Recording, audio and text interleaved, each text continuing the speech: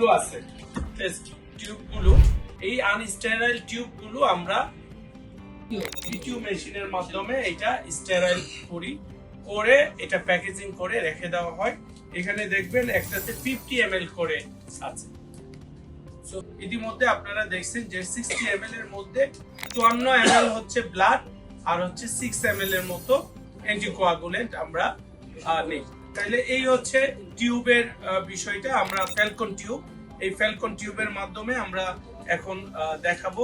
টিউবের মধ্যে নিয়ে ফ্যালকন টিউবে নিয়ে ছোট এই যে ফ্যালকন টিউব আছে, এই ফ্যালকন টিউবে আমরা 15 ml নিব। সেই 15 ml দুইটাতে 15 30 ml নিয়ে আমরা আবার এটা 3400 থেকে 3500 rpm এ 10 মিনিট আবার সেন্ট্রিফিউজ করব।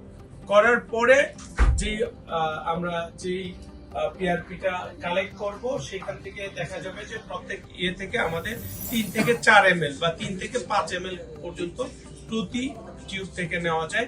এই মোট আমাদের 6 থেকে 10 ml পর্যন্ত আমরা প্লেটলেট রিচ প্লাজমাটা আমরা কালেক্ট করি, দেন এটা দেওয়া হয়। এই যে এই মেশিনটা একটু স্ট্যান্ডার্ড বেশি, এর চাইতে আরেকটু ভালো একটা মেশিন আছে। প্রথম যেই আরপিএম এ 1500 আরপিএম এ করি, সেটার ক্ষেত্রে একটা ডক্টর সেন্ট্রিফিউজ মেশিন নামে একটা ইন্ডিয়াতে আছে।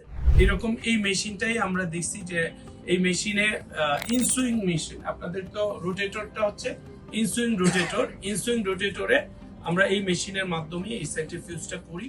আমরা প্লেটলেটটা কাউন্ট করে নিব, হ্যাঁ, বেসলাইন করে ফেলবো, করার পরে দেন আমরা সেন্ট্রিফিউজ একটু কাছে দেখেন, যারা দেখেন এখানে এমন ভাবে সেট করা আছে ডায়ামিটার এই 60 ml এর 50 ml এটাও রাখা যাবে, আবার ছোটগুলো রাখা যাবে আমাদের বিএমওর মতো।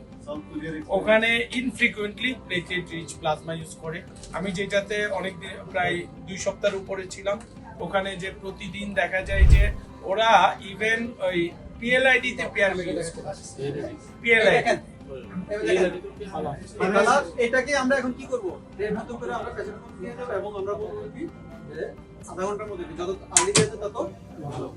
আচ্ছা, এটা কালারটা ও নিতে যায় একটু কন্টামিনেশন করে দিয়েছে, আরো ক্লিয়ার। হ্যাঁ, এই তাইলে আমরা বুঝছি তো, আর কোনো কনফিউশন নাই, পারা যাবে, সবাই পারবে, কোনো সমস্যা না। তবে আরবিসি বেশি থাকলে তার পেইন আপনারা দিয়ে দিবেন।